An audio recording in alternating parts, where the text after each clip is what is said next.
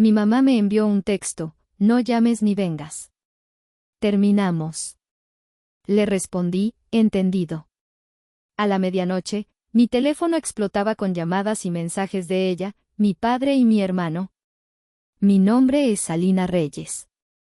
A mis 34 años, he construido un mundo para mí, un universo digital tejido con algoritmos y estrategias de marketing que se extiende desde mi oficina en el corazón de Polanco, en la Ciudad de México. Aquí, entre paredes de cristal y vistas panorámicas de la metrópoli, dirijo mi propia agencia, Conexión Digital. Soy la arquitecta de mi destino, la capitana de mi barco. O al menos, eso es lo que me digo a mí misma. La noche en que mi viejo mundo se hizo añicos no fue dramática. No hubo gritos ni portazos. Solo el zumbido de mi celular sobre la fría encimera de cuarzo de mi cocina. Eran las 9 de la noche de un martes cualquiera. Acababa de servirme una copa de vino, un tinto robusto de Baja California, y me disponía a revisar los últimos informes de una campaña para un cliente en Colombia. La vida era ordenada, predecible, controlada. Y entonces, el mensaje apareció en la pantalla bloqueada, debajo del nombre, mamá. 4 palabras. Solo 4. Pero cada una era un ladrillo arrojado contra el frágil cristal de la esperanza que, sin darme cuenta, todavía albergaba. No llames ni vengas. Terminamos.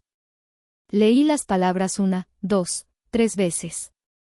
El aire pareció espesarse en mis pulmones. El vino en mi copa tembló, creando pequeñas ondas que distorsionaban el reflejo de las luces de la ciudad. Mi mente, siempre ágil para analizar datos y prever tendencias de mercado, se quedó en blanco. Terminamos. ¿Qué termina? ¿Una discusión que nunca tuvimos? ¿Una relación que sentía que llevaba años sosteniendo yo sola? Un recuerdo fugaz, vívido y doloroso, asaltó mi mente. Tenía 5 años y estaba sentada en el suelo de la sala en nuestra casa de Puebla, con una caja de crayones y una hoja de papel. Había dibujado a mi madre, una figura sonriente con un sol gigante sobre su cabeza. Ella lo había tomado, sus ojos brillando con una ternura que ya no recordaba, y lo había guardado en su cartera. Para tenerte siempre conmigo, mi niña lista, me dijo. Durante años, ese dibujo fue mi ancla, la prueba tangible de que alguna vez fui vista, de que su amor era real. Ahora, ese recuerdo se sentía como una burla. El calor de ese momento se había extinguido, reemplazado por el frío glacial de esas 4 palabras en una pantalla. Entendí, con una claridad brutal, que para ellos yo no era su niña lista. Era una inversión. Un plan de respaldo. Un cajero automático con un vínculo de sangre. Mis dedos, extrañamente firmes, se movieron sobre la pantalla. No supliqué. No pregunté por qué. Mi orgullo, o quizás el agotamiento de 34 años de intentarlo, no me lo permitió. Escribí una sola palabra. Entendido. Y lo envié. El silencio que siguió fue ensordecedor. Dejé la copa de vino intacta sobre la encimera. Caminé hacia mi laptop y la abrí. No para trabajar, sino para desmantelar, pieza por pieza, la red de seguridad financiera que había tejido para ellos. Abrí la aplicación de mi banco. La primera transferencia recurrente en la lista, especialista corazón mamá, 15,000 pesos mensuales. Clic, cancelar. Confirmar. La segunda, apoyo farmacia Reyes, 30,000 pesos mensuales. Clic, cancelar. Confirmar. La tercera, pago préstamo Ramiro, 25,000 pesos mensuales. Clic, cancelar. Confirmar. Luz, agua, proveedores, 1 por 1, los hilos que me ataban a su irresponsabilidad fueron cortados. No sentí ira. No sentí tristeza. Solo un vacío inmenso y una extraña sensación de ligereza. El dibujo del crayón se desvaneció de mi mente. En su lugar, solo quedaba el frío resplandor de la pantalla del banco, confirmando que había terminado. Si ellos habían terminado conmigo, yo, por fin, había terminado de salvarlos. Una vez que la última transacción fue cancelada, cerré la laptop con un clic suave y definitivo. El sonido resonó en el silencio de mi apartamento. De repente, el espacio que tanto amaba, que yo misma había diseñado para ser un santuario de orden y calma, se sintió vasto y desolado. La adrenalina que me había impulsado a actuar se disipó, dejando tras de sí un frío que calaba hasta los huesos. Caminé hacia el ventanal que ocupaba toda una pared de mi sala. La Ciudad de México se extendía bajo mis pies, un mar de luces parpadeantes, cada una representando una vida, una historia, una familia. Millones de conexiones. Y yo, allí arriba, en mi torre de éxito, me sentía completamente desconectada, como un satélite a la deriva en la oscuridad. Mi reflejo en el cristal era el de una extraña.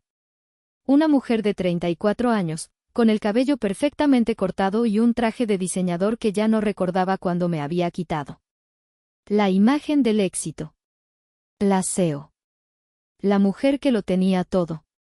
Pero mis ojos contaban una historia diferente. Estaban huecos. Y entonces sucedió. Una única lágrima, caliente y traicionera, se deslizó por mi mejilla. Intenté reprimirla, tragar el nudo que se formaba en mi garganta, pero fue inútil. Otra la siguió, y otra más. Mis rodillas cedieron y me deslicé por el frío cristal hasta quedar sentada en el suelo. Allí, en la oscuridad, con la ciudad como único testigo, lloré. No lloré por el dinero. El dinero era solo papel, números en una pantalla que podía generar de nuevo. Lloré por la niña de 5 años que dibujó a su madre con un sol en la cabeza. Lloré por la adolescente que trabajaba hasta el amanecer para pagarse una educación que sus padres le negaron. Lloré por la joven mujer que pagó tratamientos médicos y deudas de juego, esperando que cada transferencia comprara una pizca de ese amor que recordaba, de esa aprobación que anhelaba desesperadamente. Lloré por la pérdida, no de una familia, sino de la ilusión de tener una. La constatación de que había pasado toda mi vida intentando ganar un juego que estaba amañado desde el principio. Yo nunca podría ganar. Nunca sería suficiente. No importaba cuántos millones ganara o cuántos problemas resolviera, para ellos siempre sería la segunda opción, la hija invisible, el recurso de emergencia. Los sollozos sacudían mi cuerpo, profundos y dolorosos, como si estuvieran arrancando años de decepciones reprimidas. Cada llamada ignorada, cada logro minimizado, cada comparación con mi hermano, todo salió a la superficie en esa oleada de dolor. No sé cuánto tiempo estuve allí, hecha un ovillo en el suelo. Pero cuando las lágrimas finalmente cesaron, algo dentro de mí había cambiado. El dolor seguía ahí, sordo y pesado, pero ya no me ahogaba. Había sido purgado. Me levanté, mis piernas entumecidas. Me miré de nuevo en el reflejo del ventanal. La misma mujer, pero con los ojos hinchados y una nueva determinación en la mirada. Esa fue la última vez que lloré por ellos. A la medianoche, mi teléfono comenzó su sinfonía del pánico. El primer zumbido fue estridente, una violación a la nueva paz que intentaba construir. Era mi madre. Dejé que sonara hasta que saltó el buzón de voz. Luego, mi padre. Luego, mi hermano Ramiro. Una y otra vez, sus nombres iluminaban la pantalla. Llamadas perdidas. Mensajes de texto. Notificaciones de WhatsApp. Mi teléfono explotaba. Y yo, por primera vez, lo observaba todo con una calma absoluta. La tormenta había llegado. Y yo estaba lista. Para entender la tormenta, hay que entender cómo se formaron las nubes. Mi museo personal del dolor tiene muchas salas, pero la primera y más grande está dedicada a mis 18 años. Era el verano de 2015. Acababa de graduarme de la preparatoria con las mejores calificaciones de mi generación. Mi corazón rebosaba de sueños, y todos apuntaban hacia el norte, hacia la Ciudad de México. Había sido aceptada en una de las mejores universidades del país para estudiar comunicación y medios digitales. Para mí, era el futuro. Internet estaba cambiando el mundo, y yo quería ser parte de esa revolución. Preparé una presentación. No con diapositivas, sino con la pasión temblorosa de una adolescente que cree que puede convencer al mundo. Los senté a los tres en la mesa del comedor de nuestra casa en Puebla, la misma mesa donde se habían celebrado todos mis cumpleaños y donde había escuchado, 1000 veces, las historias de cómo mi padre, Javier Reyes, había levantado Farmacias Reyes de la nada. Papá, mamá, comencé, mi voz llena de un entusiasmo que ahora me parece ingenuo. Esto no es solo una carrera. Es el futuro del comercio, de la publicidad. Puedo aprender a construir negocios en línea. Podríamos incluso vender los productos de la farmacia por internet a todo el país. Mi padre me escuchó con los brazos cruzados, una expresión de impaciencia grabada en su rostro. Él era un hombre del viejo mundo, un hombre que creía en el ladrillo y el mortero, en el apretón de manos firme y en la contabilidad escrita a mano en grandes libros. El mundo digital era, para él, un lugar frívolo y poco confiable. Cuando terminé, el silencio se apoderó de la habitación. Mi padre se aclaró la garganta. Alina, dijo, y su tono era el que usaba para regañar a un empleado incompetente. Eso de las computadoras es un pasatiempo. No es una carrera seria. Es una pérdida de tiempo y, sobre todo, de dinero. La gente decente no se gana la vida, jugando, en Internet. Mi madre, Elena, como siempre, era un eco silencioso de mi padre. Estaba de pie junto a la alacena, reorganizando frascos de especias que ya estaban en perfecto orden. No me miró. Su silencio era un grito de consentimiento. Ramiro, que en ese entonces tenía 22 años y acababa de abandonar la universidad por segunda vez, soltó una risita burlona. Sí, hermanita. Vas a hacerte rica vendiendo cremitas por Facebook, dijo, arrastrando las palabras. Sentí como el color se me iba del rostro. No es un juego, insistí, mi voz un hilo. Es una industria multimillonaria. Tengo una beca parcial, ¿solo necesito ayuda con el resto? No, me interrumpió mi padre, su voz resonando con la finalidad de un martillo de juez. Ni un solo peso de esta familia se va a desperdiciar en esas tonterías. Todo nuestro dinero y nuestros esfuerzos están destinados a algo real, el máster en administración de empresas de Ramiro. Él sí va a hacer algo productivo. Él va a heredar este negocio. Fue como si me hubieran abofeteado.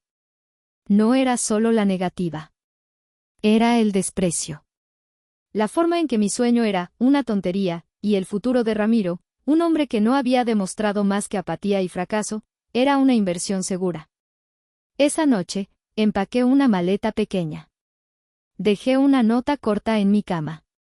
No me escapé, simplemente me fui. Me mudé a un pequeño cuarto de azotea en la Ciudad de México y encontré 2 trabajos. Durante el día, era mesera en una cafetería cerca de la universidad. Por la noche, daba clases particulares de matemáticas a hijos de familias adineradas. Mis días comenzaban a las 5 de la mañana y terminaban a las 2 de la madrugada, con un par de horas de estudio apretujadas en el medio. Mis manos olían a café y a cloro, y vivía a base de fideos instantáneos y la adrenalina del agotamiento. Mientras tanto, recibía noticias de casa a través de mi tía Carmen. Ramiro había empezado su prestigioso máster, financiado por mis padres. Sus publicaciones en redes sociales eran un desfile de fiestas, viajes a la playa con sus amigos y quejas sobre lo pesadas que eran sus clases. Ellos nunca me llamaron para preguntar cómo estaba o si tenía para comer. Yo era la que llamaba, cada domingo, intentando mantener un puente que solo yo estaba construyendo. ¿Cómo vas con tus dibujitos en la computadora?, preguntaba mi padre con sarcasmo. Mi madre siempre cambiaba el tema hacia los grandes logros de Ramiro. Aprendí una lección fundamental en ese cuarto de azotea, estaba sola. Y si quería un futuro, tendría que construirlo yo misma, ladrillo a ladrillo, con mis propias manos ensangrentadas. 5 años después de mi éxodo silencioso a la Ciudad de México, el éxito comenzaba a sonreírme. Mi pequeña agencia de consultoría, que había empezado en la mesa de mi cocina, ya tenía una oficina real y un puñado de clientes importantes. Tenía 29 años, por primera vez en mi vida, sentía que respiraba mi propio aire. Fue entonces cuando sonó el teléfono. Era mi padre. Su voz, normalmente un trueno de autoridad, era un susurro ahogado por el pánico. «Es tu madre», dijo, sin preámbulos. Tuvo un problema en el corazón. Está en el hospital. La tienen que operar de emergencia. El suelo desapareció bajo mis pies. A pesar de todo, era mi madre. La mujer del dibujo, la mujer de mis recuerdos de infancia. Voy para allá, dije, mientras mi mente ya calculaba vuelos, cancelaba reuniones y reorganizaba mi vida. No, espera, me detuvo mi padre. Hay algo más. El seguro no cubre todo. La operación es en un hospital privado, el mejor de Puebla. Cuesta mucho, Alina. Son 400,000 pesos. Hubo una pausa. Yo sabía lo que venía. Sabía por qué, después de 5 años de un contacto mínimo, él me llamaba a mí y no a su heredero. Las farmacias no van bien, continuó, su voz cargada de una humillación que apenas podía disimular. Ramiro está haciendo lo que puede, pero las ventas han bajado. No tenemos ese dinero ahora mismo. No dudé. Ni por un segundo. No te preocupes, papá. Yo me encargo, dije. Colgué, abrí mi aplicación bancaria y transferí los 400,000 pesos de mi cuenta de ahorros, el dinero que había estado guardando para el enganche de mi primer apartamento. Tomé el primer vuelo a Puebla. Llegué al hospital y encontré a mi padre y a Ramiro en la sala de espera. Mi padre parecía haber envejecido 10 años. Ramiro estaba pegado a su teléfono, con una expresión de aburrimiento. Ya está hecho, le dije a mi padre en voz baja. Él asintió, sin mirarme a los ojos. Gracias, murmuró, como si la palabra le quemara en la boca. Pasé los siguientes 3 días en ese hospital.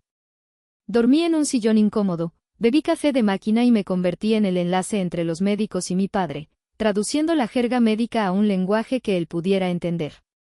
Ramiro aparecía un par de horas al día, se quejaba del olor a desinfectante y luego se iba a atender unos asuntos urgentes de la farmacia. La operación fue un éxito. Cuando mi madre despertó en la unidad de cuidados intensivos, yo estaba a su lado, sosteniendo su mano. Sus ojos, nublados por la anestesia, se posaron en mí. Alina, susurró. Sentí una oleada de alivio. Estoy aquí, mamá. Todo va a estar bien. Ella parpadeó lentamente, mirando a su alrededor. Su primera pregunta no fue sobre su salud, ni sobre la operación. Fue, ¿y Ramiro? ¿Dónde está tu hermano? El corazón se me encogió. Forcé una sonrisa. Tuvo que ir a la farmacia, mamá. Ha estado muy preocupado. Más tarde esa tarde, Ramiro finalmente hizo su aparición triunfal, con un enorme ramo de flores. Mi madre se iluminó como si hubiera visto a un ángel. Él se sentó en la cama, acaparando toda su atención, contándole historias exageradas de cómo había mantenido el fuerte mientras ella no estaba. Yo me quedé de pie en un rincón de la habitación, invisible. Mi padre entró y le dio una palmada en la espalda a Ramiro. Este es mi hijo, dijo en voz alta, para que mi madre y las enfermeras lo oyeran. Un hombre responsable que sabe cuidar de su familia. Nadie mencionó los 400,000 pesos. Nadie mencionó los 3 días que pasé sin dormir. Nadie me dio las gracias de verdad. Recibí una palmada distraída en el hombro por parte de mi madre cuando me fui para tomar mi vuelo de regreso a la Ciudad de México. Gracias por la visita, hija, me dijo, antes de volverse para pedirle a Ramiro que le ajustara la almohada. En el avión de vuelta, mirando las nubes desde la ventanilla, comprendí otra dolorosa verdad. Mi dinero era bienvenido, mi ayuda era útil, pero mi presencia era, en el mejor de los casos, secundaria. Podía pagar por su salud, pero no podía comprar mi lugar en sus corazones. Ese lugar ya estaba ocupado. 2 años después del susto del corazón de mi madre, mi agencia, Conexión Digital, despegó de una manera que ni yo misma había anticipado. Nos habíamos especializado en el nicho del comercio electrónico de lujo y nos convertimos en la agencia de referencia para marcas que querían vender productos de alta gama en línea. Los contratos eran de 6 y 7 cifras. Mi rostro apareció en un par de revistas de negocios. estaba, para todos los efectos, viviendo el sueño. Pero cada vez que alcanzaba un nuevo hito, sentía un impulso casi patológico de compartirlo con mi familia, como una niña que corre a casa con un diploma, esperando una estrella dorada en la frente. Las respuestas eran siempre tibias. Ah, qué bien, hija, decía mi padre, antes de cambiar de tema a la última crisis de las farmacias. Eso es lindo, cariño, decía mi madre, pero ¿no trabajas demasiado? Deberías pensar en sentar cabeza, como tu hermano. Ramiro, por supuesto, ya se había casado y tenía un hijo. Vivía de las farmacias, o más bien, a pesar de ellas. La llamada llegó una noche de jueves. Era Ramiro. Su voz, normalmente arrogante y burlona, estaba teñida de un pánico que no supe identificar. Alina, necesito tu ayuda. Es serio, dijo, saltándose cualquier tipo de saludo. ¿Qué pasa ahora, Ramiro?, pregunté, mi tono más cansado que molesto. Hice una inversión. Para diversificar el negocio, ¿sabes?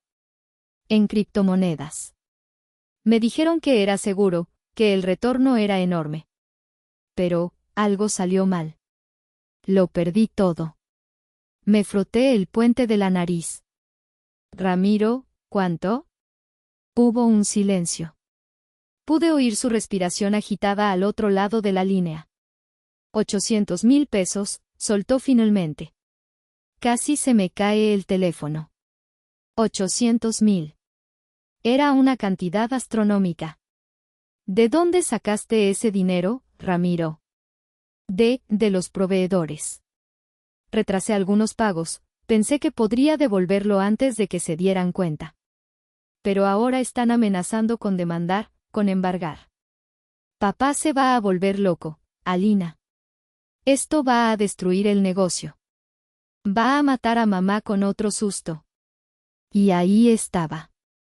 El chantaje emocional, su arma preferida. La salud de mi madre, el legado de mi padre, todo colgaba del hilo de mi cuenta bancaria.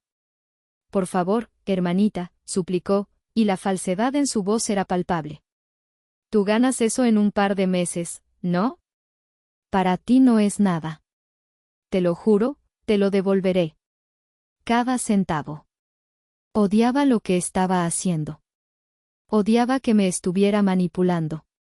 Pero odiaba aún más la imagen de mis padres perdiendo todo por la estupidez de mi hermano. Cerré los ojos e imaginé el rostro de mi padre, devastado. El de mi madre, en una cama de hospital. Está bien, dije, y las palabras sabían a ceniza. Te lo transferiré. Al día siguiente, los 800,000 pesos salieron de mi cuenta. Ramiro me envió un texto, gracias, me salvaste. Te debo una. Nunca más mencionó el dinero. Unas semanas después, fui a Puebla para el cumpleaños de mi padre. Durante la comida, mi madre levantó su copa para un brindis. Quiero brindar por mi hijo, Ramiro, dijo, su rostro resplandeciente de orgullo. Este último año ha sido difícil, con la economía como está. Pero él ha demostrado una valentía y una inteligencia de negocios increíbles. Ha navegado la tormenta y ha mantenido a flote el barco de esta familia. Estamos muy orgullosos de ti, hijo. Todos aplaudieron.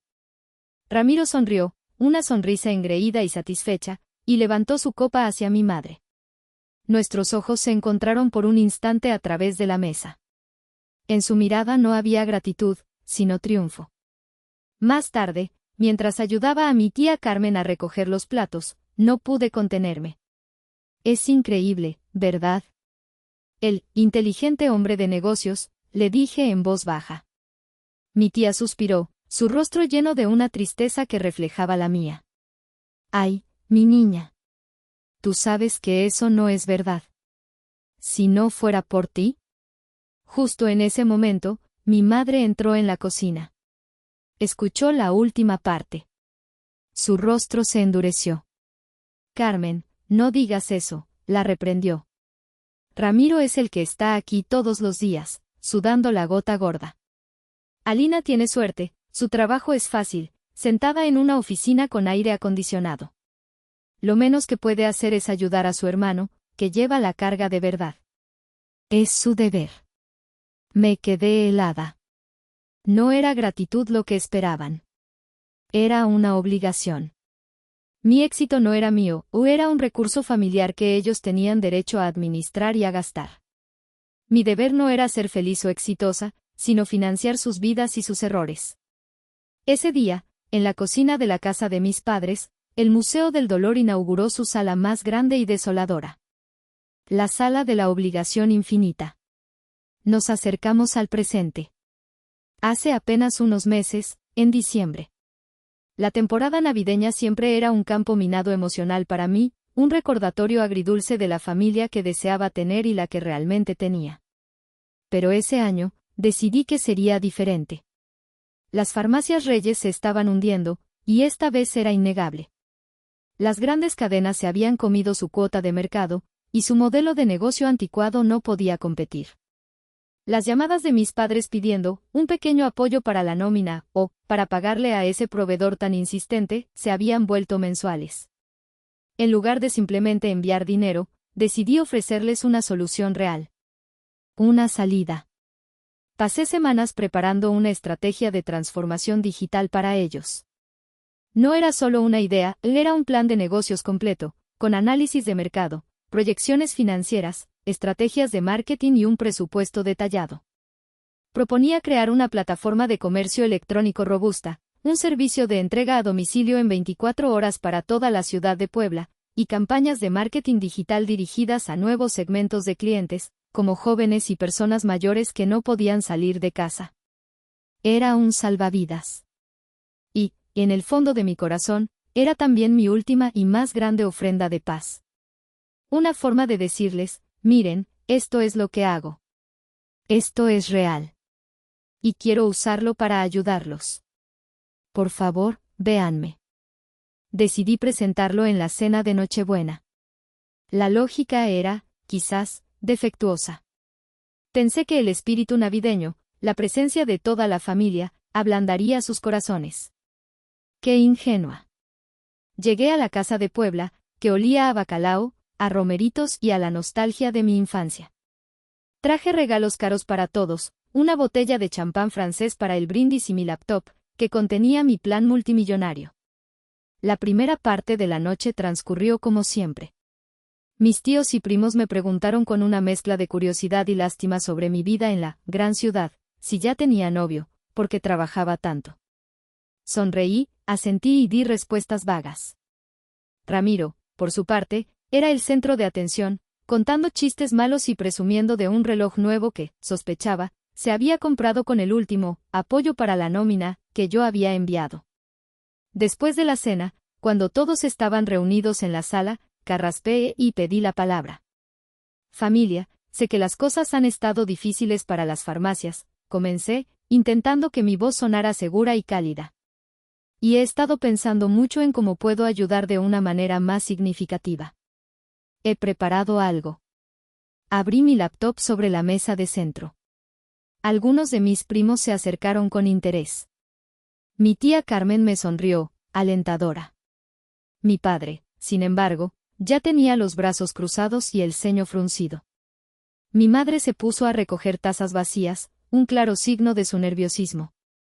Esta es una estrategia para lanzar Farmacias Reyes al mundo digital, expliqué, pasando las diapositivas. Mostré gráficos, datos demográficos, casos de éxito de otras empresas. Podemos aumentar las ventas en un 200% en el primer año. La inversión inicial es de 2 millones de pesos, para la plataforma, la logística y el marketing inicial. Y yo quiero poner ese dinero. No como un préstamo. Como una inversión en nuestro futuro. Terminé mi presentación y levanté la vista, mi corazón latiendo con una mezcla de miedo y esperanza. Esperaba ver sorpresa, quizás incluso admiración. Lo que vi fue un muro de escepticismo. El silencio que siguió a mi presentación fue pesado, denso. Fue mi padre quien lo rompió, con una carcajada corta y seca. Una carcajada que no contenía alegría, sino un desprecio puro y afilado. 200%, dijo, arrastrando las palabras con sorna. Hija, por favor. Llevo 40 años en este negocio. Sé lo que funciona y lo que no, y vender paracetamol por internet no funciona. La gente quiere venir a la farmacia, hablar con un farmacéutico, ver el producto. No picar botones en una pantallita. Sentí como la sangre se me subía al rostro. Papá, los tiempos han cambiado. La gente compra todo en línea ahora, desde el súper hasta los coches. La conveniencia es el rey. Fue entonces cuando Ramiro intervino, erigiéndose como el verdadero experto.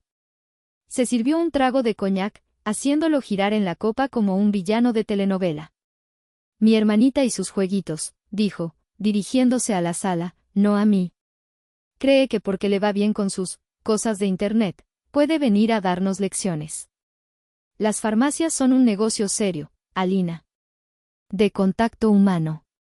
No se puede digitalizar la confianza. Uno de mis tíos, que siempre había adulado a mi padre, asintió vigorosamente. Ramiro tiene razón. Eso de la tecnología es para los jóvenes. Mis clientes de toda la vida no van a saber cómo usar esas cosas. Pero podemos llegar a clientes nuevos, tío, repliqué, sintiendo como la desesperación empezaba a filtrarse en mi voz. A gente que no puede salir de casa, a profesionales ocupados. Ramiro me interrumpió con un gesto de la mano. Ya. Suficiente de tus fantasías. Nosotros tenemos un plan de verdad. Un plan para crecer, no para jugar a la tiendita online. Se puso de pie, hinchando el pecho. He estado en negociaciones con el banco. Necesitamos un préstamo. 3 millones de pesos. Mi madre, que había estado flotando en la periferia, se acercó y le puso una mano en el hombro, como presentándolo en sociedad. Diles para qué es, mi amor. Vamos a hacer una remodelación completa de la sucursal principal, anunció Ramiro con grandilocuencia.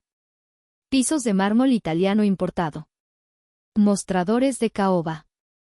Iluminación de diseñador. Vamos a convertirla en la farmacia más lujosa de todo Puebla. Eso es lo que atrae a la gente con dinero. Clase. Prestigio. Me quedé boquiabierta. ¿Mármol italiano? ¿En un negocio que apenas podía pagar la nómina? Era la idea más absurda y financieramente suicida que había escuchado en mi vida. Ramiro, eso es una locura, dije, mi voz más alta de lo que pretendía. Están ahogados en deudas. ¿Cómo van a pagar ese préstamo? Necesitan aumentar las ventas, no los gastos. Mi padre se levantó de su sillón, su rostro enrojecido por la ira y el coñac. Suficiente, Alina, gritó, y toda la sala se quedó en silencio. No vas a venir a mi casa, en Nochebuena, a insultar a tu hermano y a cuestionar mis decisiones. Ramiro tiene visión. Él entiende de negocios. Tú entiendes de computadoras. Quédate con lo tuyo. Luego, se volvió hacia mi madre y dijo las palabras que sellarían su destino y el mío. Elena, creo que está claro. El futuro de esta empresa está en manos de Ramiro. Cuando redactemos el testamento final, todo será para él. Es el único que ha demostrado lealtad y compromiso. La humillación fue total. No fue solo el rechazo a mi plan. Fue la invalidación pública de toda mi carrera, de todo mi ser. Fue la declaración, frente a toda mi familia, de que yo no era nada. Un cero a la izquierda. Recogí mi laptop, mis manos temblando de una rabia helada. Nadie dijo nada. Mis primos desviaron la mirada. Mis tíos de repente encontraron muy interesantes sus zapatos. Mi tía Carmen me miró con los ojos llenos de lágrimas y impotencia. No me despedí. Simplemente caminé hacia la puerta, abrí y salí a la fría noche de diciembre. Mientras conducía de regreso a la Ciudad de México, las luces de Navidad de Puebla se veían borrosas a través de mis lágrimas. Pero no eran lágrimas de tristeza. Eran lágrimas de furia. Esa noche, la niña que dibujaba soles había muerto para siempre. Y en su lugar, había nacido una estratega. El viaje de 2 horas de Puebla a la Ciudad de México se sintió como una eternidad. La rabia inicial, caliente y furiosa, se fue enfriando lentamente, dejando un residuo duro y pesado en el fondo de mi estómago. Era la resolución. La certeza de que el puente que había pasado mi vida construyendo y reparando finalmente se había derrumbado, y yo no iba a recoger los escombros. Llegué a mi apartamento pasada la 1 de la madrugada. El árbol de Navidad que había decorado con esmero en mi sala parecía burlarse de mí con sus luces parpadeantes. Lo desconecté. Estaba a punto de meterme en la cama, deseando que el sueño me borrara la memoria de la noche, cuando mi teléfono sonó. Era un número desconocido, pero de Puebla. Contesté con cautela. ¿Alina? La voz era un susurro roto. Era mi tía Carmen. Tía, ¿estás bien? ¿Pasó algo?, pregunté, una punzada de preocupación atravesando mi coraza de indiferencia. Estoy bien, mi niña. Pero tú no, dijo, y pude escuchar un sollozo ahogado. Lo que te hicieron esta noche no tiene nombre. Son unos ciegos. Unos necios. Ya no importa, tía. Ya entendí, le dije, mi voz plana. No, sí importa. Porque hay algo que no sabes. Algo peor, insistió. Hizo una pausa, como si reuniera el valor para continuar. La razón por la que te llamo es que no podía dormir. No podía vivir conmigo misma si no te lo decía. Esperé en silencio, mi corazón comenzando a latir un poco más rápido.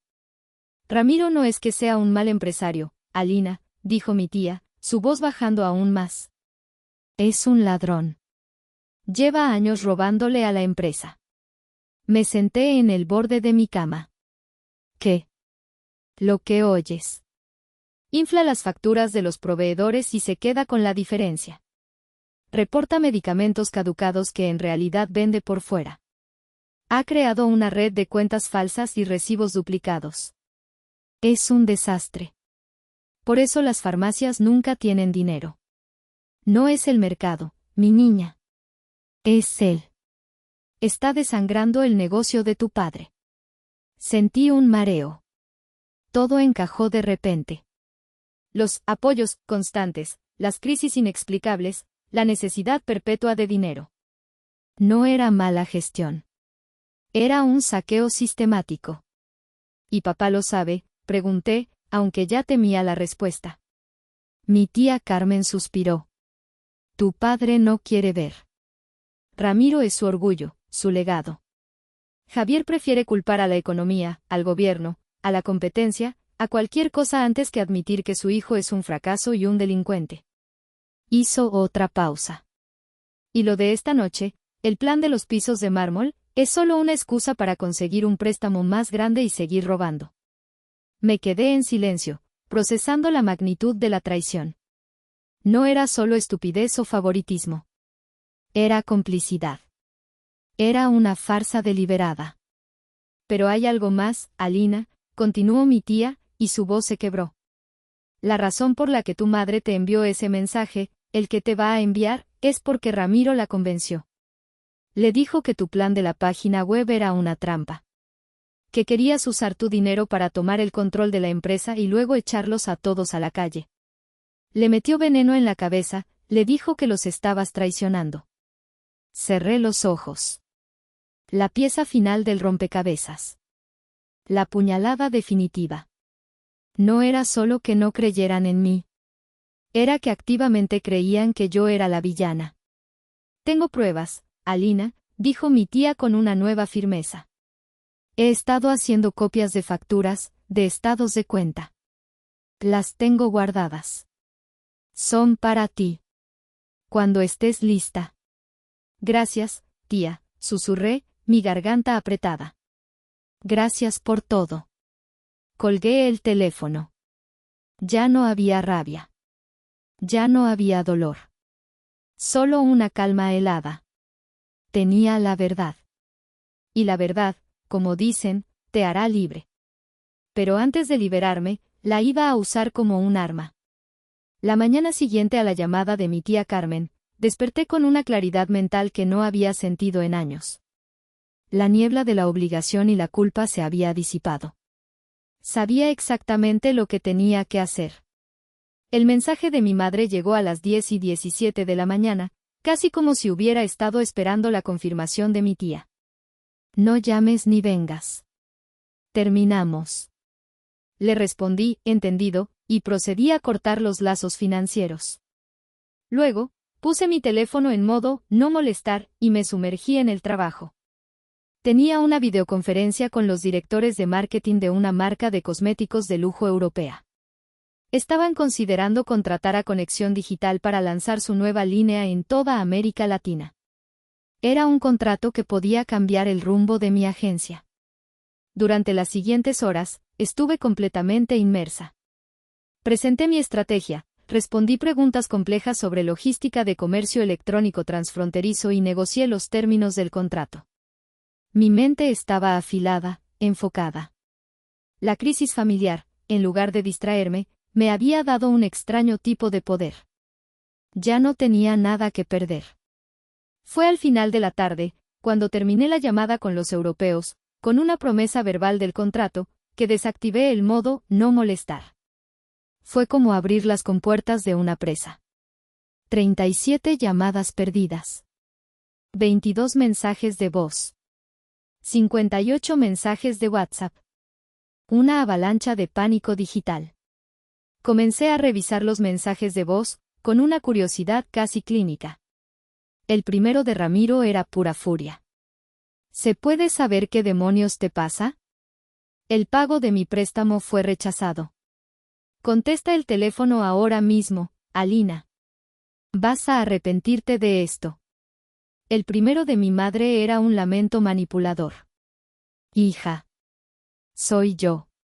No sé qué está pasando, la tarjeta para mis medicinas no pasó. Debe ser un error del banco, ¿verdad? Llámame en cuanto puedas, por favor. Estoy preocupada. El de mi padre era una orden. Alina, soy tu padre. El pago de la luz de la farmacia principal fue rebotado. No estoy para tus juegos infantiles. Arregla esto inmediatamente. Borré los 3 y pasé a los mensajes de texto. Ramiro, crees que eres muy lista, ¿verdad? Dejándonos colgados. Eres una egoísta. Siempre lo has sido. Mamá, Alina, mi amor, contesta. ¿Estás bien? Tu padre está muy enojado. ¿Sabes cómo se pone? Mejor arregla las cosas antes de que se ponga peor. Papá, no voy a repetirlo. Tienes 1 hora para reactivar los pagos. Ignoré los textos y puse el siguiente mensaje de voz de Ramiro. Su tono había cambiado de la ira al pánico. Ok, lo siento. Fui un idiota en Nochebuena. Estaba estresado. Pero no puedes hacernos esto. Los proveedores van a matarme. Alina, por favor. El siguiente de mi madre era un torrente de lágrimas. ¿Cómo pudiste? Después de todo lo que hemos hecho por ti, te di la vida. ¿Y así me pagas? ¿Dejándome sin mis medicinas? ¿Quieres que me muera? Sonreí. Una sonrisa sin alegría, fina como el filo de un cuchillo. La actuación era de primera categoría. Durante el resto de la noche y los días siguientes, la sinfonía continuó. Las amenazas de Ramiro se volvieron más desesperadas. Las súplicas de mi madre se volvieron más dramáticas. Las órdenes de mi padre se convirtieron en ruegos torpes y llenos de orgullo herido. Yo no respondía a una sola llamada, a un solo mensaje. Los escuchaba, los leía, y luego los borraba. Cada uno era un clavo más en el ataúd de mi antigua vida. Cada intento de manipulación fortalecía mi resolución. Estaban acostumbrados a presionar un botón y obtener una respuesta. Pero el botón se había roto. El mecanismo estaba descompuesto. La máquina de soluciones llamada Alina Reyes estaba, finalmente, fuera de servicio. Y ellos, por primera vez en sus vidas, estaban completamente solos con las consecuencias de sus propias acciones. Pasaron 3 meses. 3 meses de un silencio absoluto por mi parte. La avalancha de llamadas y mensajes se redujo a un goteo, y luego cesó por completo. Me imaginaba que habían encontrado otra forma de mantenerse a flote, quizás pidiendo prestado a otros parientes o vendiendo alguna propiedad. Honestamente, no me importaba. Había levantado un muro alrededor de mi vida, y la paz que encontré al otro lado era adictiva. Mi agencia consiguió el contrato con la marca europea. Fue un éxito rotundo. Nuestra campaña se volvió viral.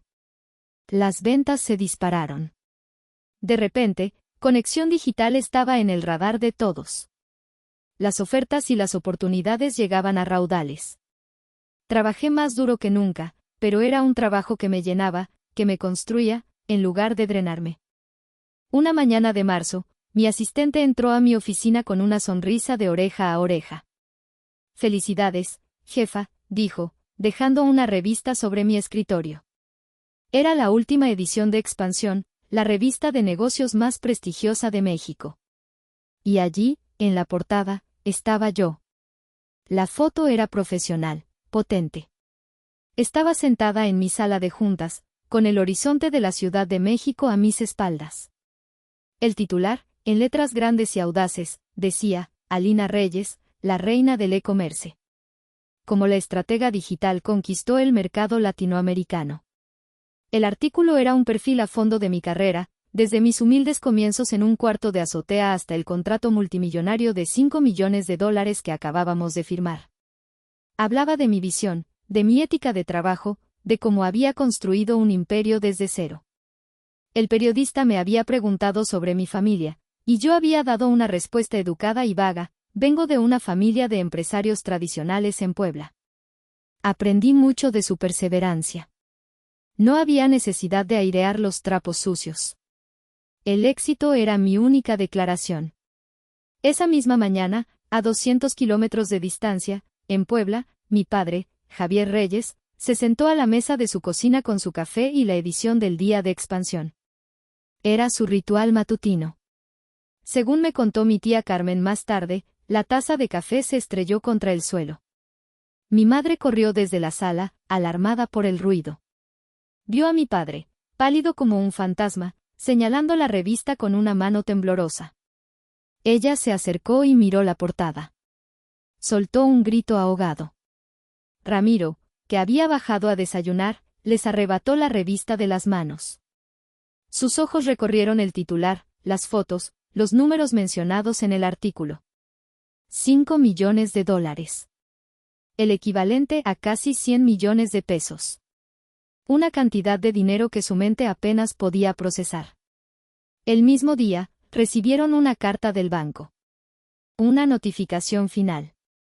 El préstamo que Ramiro había solicitado para sus pisos de mármol, y que nunca obtuvo, no importaba ahora. Eran las deudas anteriores, las que habían acumulado durante años, las que estaban a punto de aplastarlos. El banco les informaba que, si no liquidaban el saldo pendiente en 30 días, iniciarían el proceso de embargo de la propiedad principal de Farmacias Reyes y de la casa familiar, que estaba como garantía. La portada de la revista y la carta del banco, juntas sobre la mesa de la cocina, crearon una tormenta perfecta de realidad. De repente, la hija invisible, la del trabajo de jueguito, era una magnate. Y ellos, los grandes empresarios, estaban a punto de perderlo todo. El teléfono sonó esa tarde. Era mi padre. Su voz era irreconocible. La arrogancia había desaparecido, reemplazada por una desesperación que no se molestó en ocultar. Alina, dijo. Tenemos que hablar. De acuerdo, respondí, mi voz tranquila y nivelada. Pongamos una fecha. Elegí el lugar de la reunión, una cafetería neutral y elegante en el centro de Puebla, un lugar donde los gritos y las escenas dramáticas no serían bienvenidos. Quería que la conversación fuera civilizada, o al menos, contenida por la presión social. Llegué 5 minutos antes, pedí un espresso doble y esperé. Ellos llegaron juntos, un frente unido de desesperación. Mi padre parecía más viejo, sus hombros caídos. Mi madre tenía los ojos rojos e hinchados, y se aferraba al brazo de mi padre como si temiera caerse. Ramiro caminaba detrás de ellos, con una expresión hosca y desafiante, pero no podía ocultar el pánico en sus ojos. Se sentaron frente a mí. El silencio era incómodo. Fue mi madre quien habló primero, su voz un susurro tembloroso. Alina, mi amor. Vimos la revista. Estamos tan orgullosos de ti, dijo, intentando una sonrisa que se convirtió en una mueca de dolor. Gracias, respondí, mi tono neutro.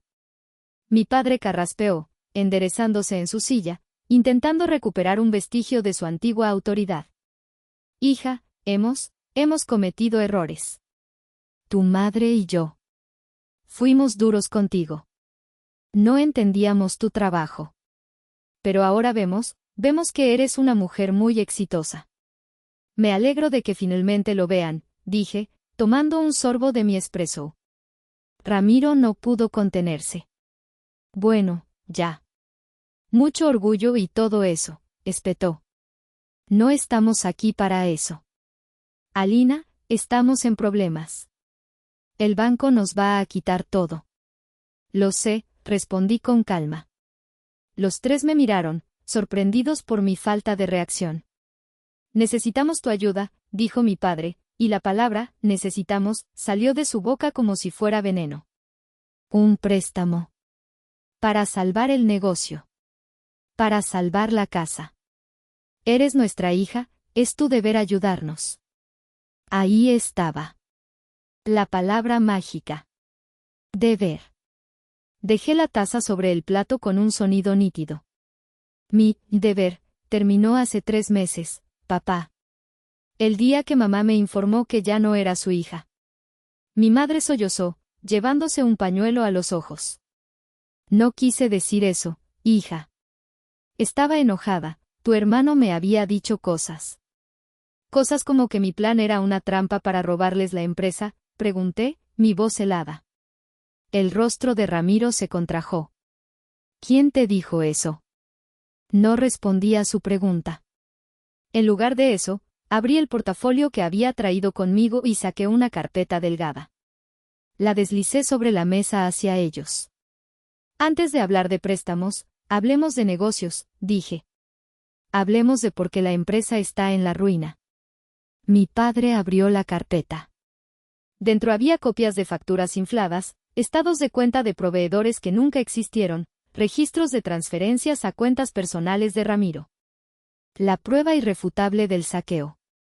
El color desapareció del rostro de mi padre. Miró los papeles, luego a Ramiro, luego de nuevo a los papeles. Mi madre se inclinó para ver, sus sollozos cesando de golpe, reemplazados por un jadeo de incredulidad.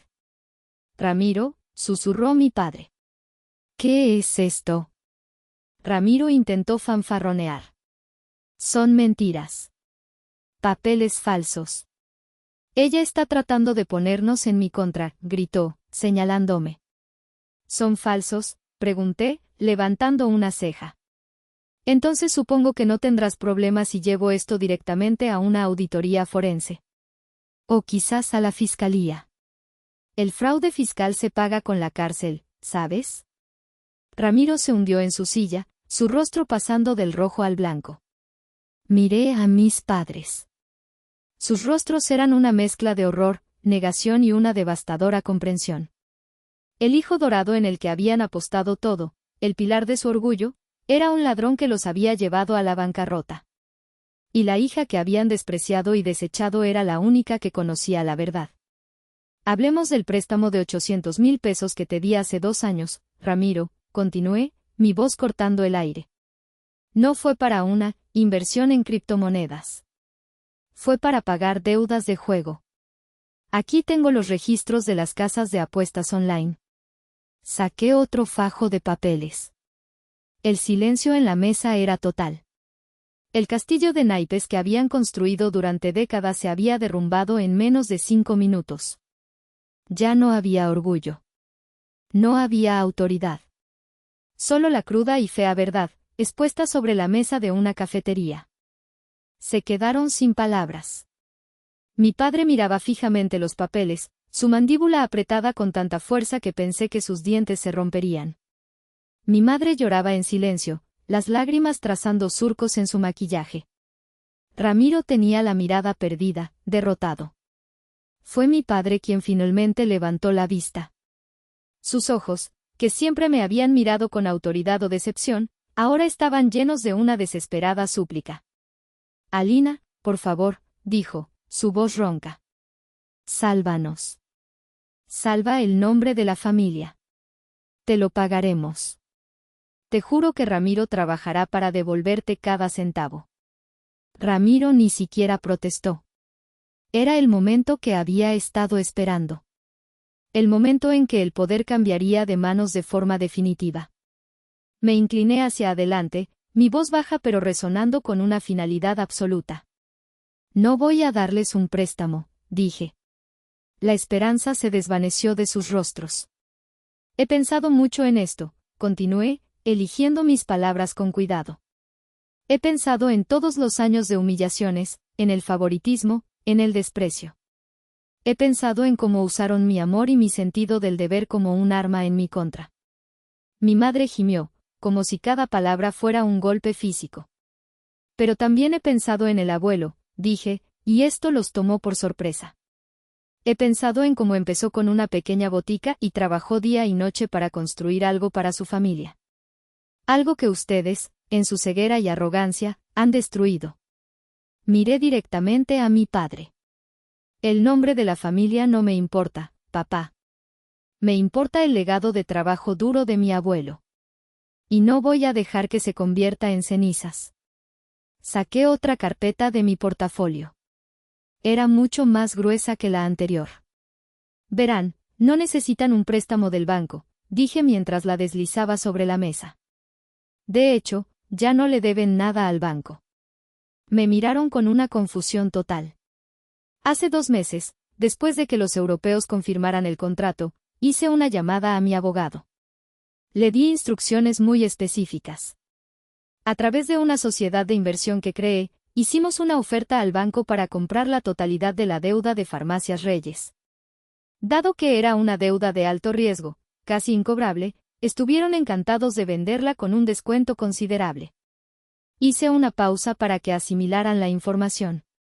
Pude ver el lento amanecer del horror en sus ojos.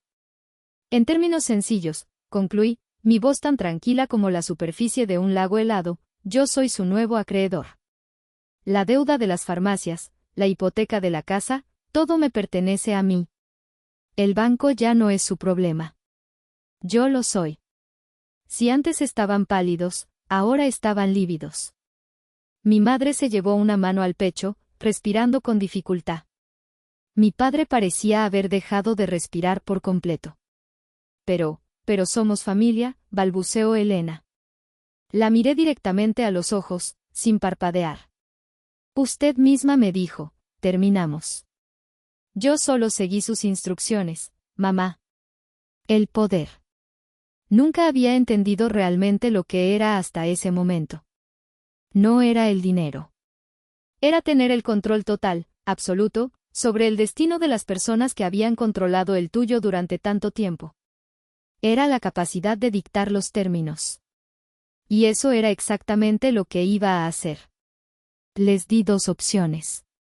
2 caminos claros, sin espacio para la negociación. Opción 1, dije, mi voz resonando en el silencio de la cafetería. Firman ahora mismo estos documentos. Puse un tercer y último fajo de papeles sobre la mesa. Son los papeles para transferirme la propiedad total de Farmacias Reyes S.A.D.C.B. por el precio simbólico de $1. A cambio, yo absorberé la deuda por completo y me olvidaré de los cargos de fraude contra Ramiro. Perderán el negocio, pero conservarán la casa y su libertad. Hice una pausa. Opción 2.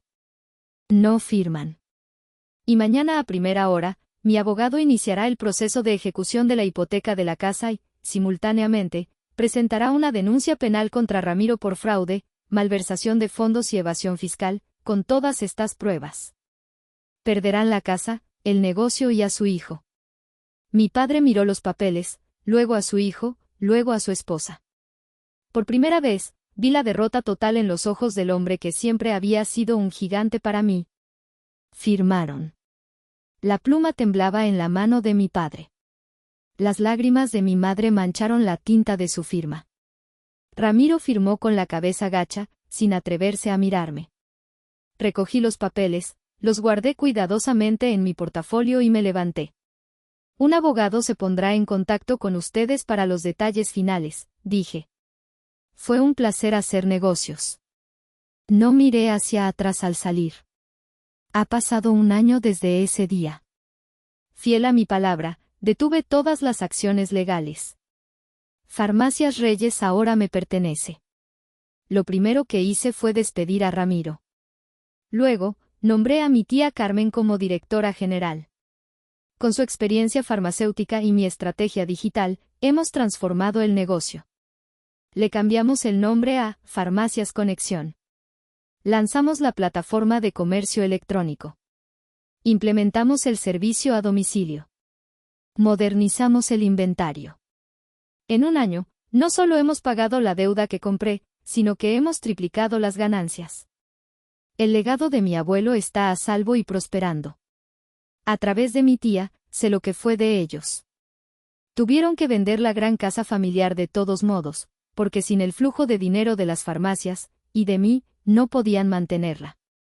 Ahora viven en un apartamento mucho más modesto. Mi padre, dicen, es un hombre amargado y silencioso. Mi madre rara vez sale de casa. Ramiro tuvo que encontrar un trabajo de verdad por primera vez en su vida. Es gerente de turno en una tienda de conveniencia. Nunca han intentado contactarme. Nunca han ofrecido una disculpa sincera. Según mi tía, todavía se ven a sí mismos como las víctimas de una hija cruel y desagradecida. A mí ya no me importa. La paz que he encontrado no tiene precio. Mi vida es mía. Mi éxito es mío. Mi futuro es mío. Ya no hay un museo del dolor en mi corazón.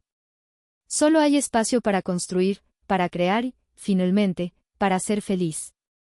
A veces, por la noche, me siento en mi oficina, mirando las luces de esta ciudad que me dio un refugio y una oportunidad.